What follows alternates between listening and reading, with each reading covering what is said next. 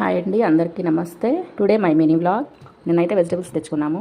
ఇంకా రైస్ కుక్కర్లో రైస్ అయితే ఇలా కుక్ అవుతుంది. సో ఈరోజు అయితే నేను బీరకాయ కర్రీ చేస్తున్నాను. ఇంకా కట్ చేస్తున్నానండి, కట్ చేయాలి.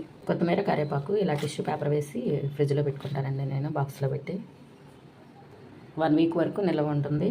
ఇంకా కర్రీలో వేయడానికి అల్లం వెల్లుల్లి పేస్ట్ ఇంట్లో తయారు చేసిందేనండి. నేను ఒక 1 వీక్ సరిపడా కొంచెం కొంచెం అలా చేసి పెట్టుకుంటాను. ఇంట్లో చేసింది కాబట్టి కొంచెం వేసినా కూడా మంచి ఘాటుగా ఉంటుంది. బయట తెచ్చిన దాంట్లో సగం వేస్తే చాలండి. అది 1 స్పూన్ వేయాల్సింది, ఇది మనం 1/2 స్పూన్ వేసుకుంటే చాలు. మంచి ఘాటు వస్తుంది కర్రీ, మంచి ఫ్లేవర్ కూడా వస్తుంది. పొటాటోస్ అంటే బాగా మట్టిగా ఉన్నాయి అందుకని వాటర్లో వేసి ఒకసారి పక్కన పెట్టాను.